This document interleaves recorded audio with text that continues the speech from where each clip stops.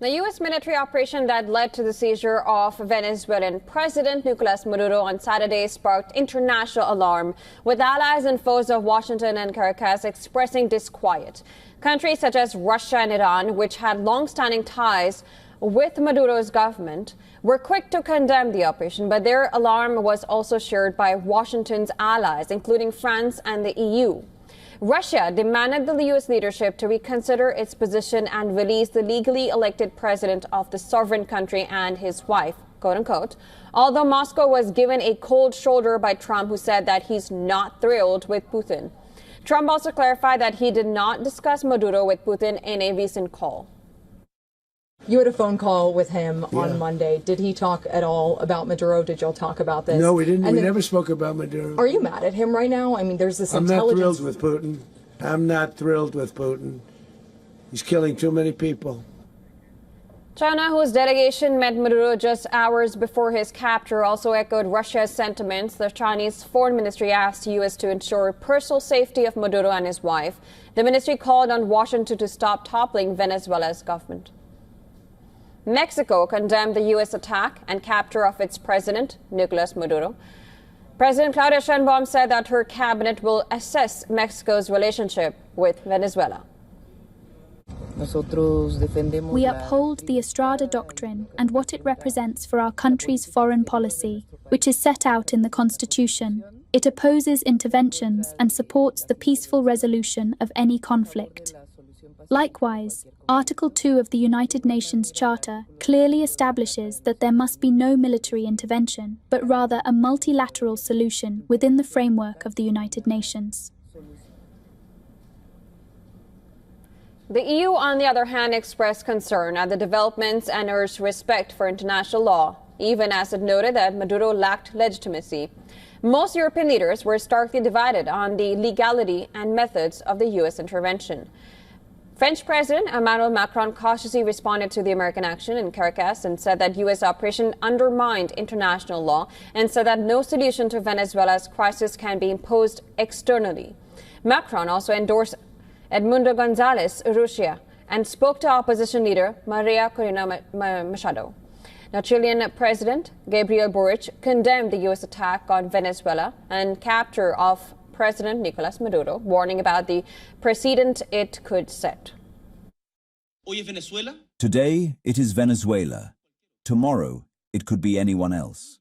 Likewise, the threat of unilateral external control over its natural resources or strategic resources constitutes a serious violation of the principle of territorial integrity and puts at risk the security, sovereignty, and stability of all the states in the region. If they can do it there, why couldn't they do it somewhere else in the future? Si pueden hacerlo allá, ¿por qué no podrían hacerlo en el futuro en otra parte?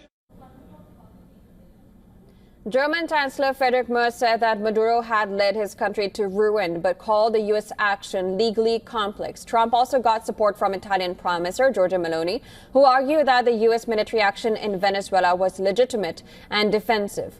Answering a question about Maduro, UK Prime Minister Starmer said that UK will shed no tears over US about the demise of Maduro's regime, but clarified that he needed to establish facts and that UK was not involved in the operation in any manner. No, I haven't, and it's obviously a fast-moving situation, and we need to establish all the facts. What I can say is that the UK was not involved in any way in this operation. And as you'd expect, we're focusing on British nationals in Venezuela and working very closely with our embassy. And so I will want to talk to the President, I will want to talk to allies, but at the moment, I think we need to establish the facts. Dependent on U.S. support in its war against Russia, Ukraine's Foreign Minister Andrei Sybiga instead focused on Maduro's lack of legitimacy and the Venezuelan government's repression, while Zelensky asked a rhetorical question on Venezuela. How should one react to this?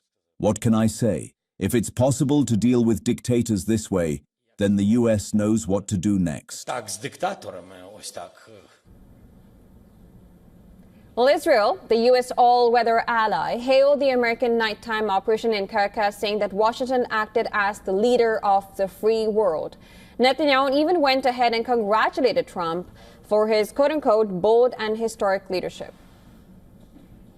South Africa, which Trump accuses of alleged discrimination and even genocide of minority white Afrikaners, said that unlawful unilateral force of this nature undermines the stability of the international order and the principle of equality among nations.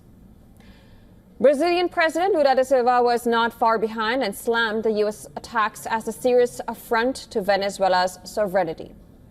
UN Secretary General Antonio Guterres denounced the U.S. action, saying that it constituted a dangerous precedent. He said that he was deeply alarmed by the U.S. strikes.